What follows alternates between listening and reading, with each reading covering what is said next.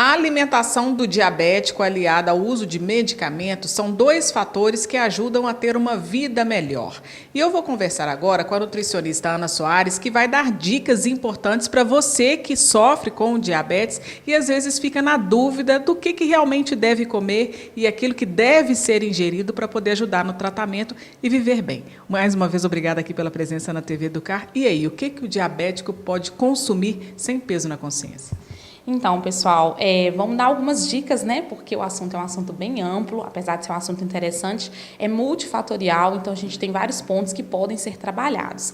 Para ser uma dica bem prática, algo novo na alimentação do diabético, eu vou indicar dois vegetais, duas plantas, né? Que a gente pode utilizar na alimentação e que fazem toda a diferença no controle da glicemia, porque o diabético sofre com excesso de açúcar no sangue. E esse açúcar ele pode ser derivado da alimentação e até mesmo de medicamentos que utilizam o amido como veículo, tá?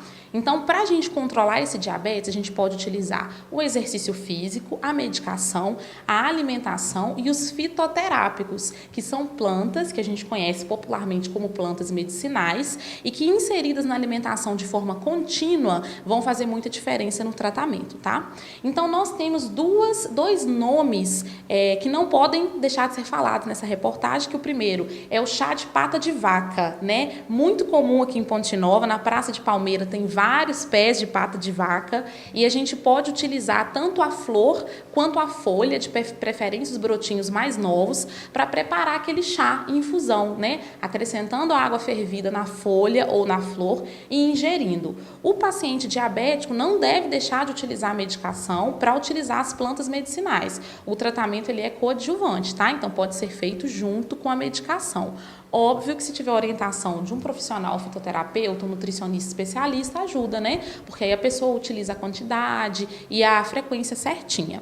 Além do chá de pata de vaca, que o nome científico é Bauhinia fortificata, a gente tem aqui na Praça de Palmeiras, como eu falei, existe também a batata iacon, né, que é uma planta que produz uma raiz, a gente consome a raiz, né, que é a batata mesmo da planta, que pode ser inserida na nossa alimentação e por possuir uma fibra grande e de digestão mais lenta, ela reduz muito o índice glicêmico da refeição. Então pode ser feito cozido, uma salada, essa batata iacon pode ser consumida como se fosse uma fruta mesmo, porque ela tem um gosto muito parecido com a pera, e ingerindo no mínimo aí umas 100 gramas por dia, já dá uma diferença grande no controle da glicemia sanguínea, que é esse açúcar no sangue, tá? Então pode associar os dois. O chá de pata de vaca, 2 a 3 vezes por dia na alimentação, pode tomar ele na garrafinha, temperatura ambiente, como se fosse água mesmo, e a batata iacon já entraria nos lanches, nas saladas, né? No mínimo 100 graminhas, tá bom?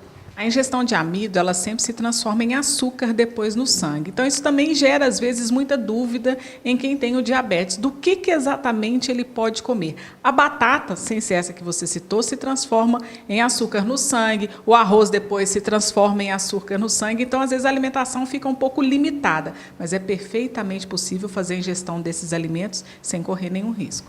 Com certeza. Quando a gente pensa na alimentação do diabético, o primeiro ponto é pensar nas quantidades. Não que ele esteja proibido de comer os alimentos que têm amido, que têm açúcar, as massas, ele não está proibido, né? Ele pode consumir, mas tem que ser uma quantidade mínima, porque o corpo já tem dificuldade em tirar esse açúcar da corrente sanguínea. Então, o primeiro ponto é troca os alimentos comuns pelos integrais. Então, o pão integral, o arroz integral. Quando for comer um angu, que seja feito com aquele angu de moinho d'água, da roça, porque ele preserva mais fibra no fubá. E sempre a gente pensar na quantidade. Tentar pegar um alimento mais integral, um alimento mais saudável. E quanto menos massa, melhor. Uma dica básica, né? Que é tudo que brota debaixo da terra, que são os tubérculos, eles concentram a energia da planta. Então, o amido da planta fica todo ali naquela raiz. Tirando a beterraba, cenoura, batata iacon e a batatinha baroa, que são tubérculos benéficos até mesmo para o diabético, os demais, a mandioca, batata inglesa, os outros tipos de batata já concentram muito amido e pouca vitamina. Então, o que brota debaixo da terra tem mais energia, o que brota em cima da terra já não. Aí a gente pensa no repolho, no quiabo, no tomate, no chuchu, na moranga, que são legumes que vão ter muita vitamina, muita água e pouco amido, pouca energia mesmo. Então, o diabético vai caminhando mais para esse lado aí. Na dúvida, consultar um médico ou nutricionista. Com certeza, gente.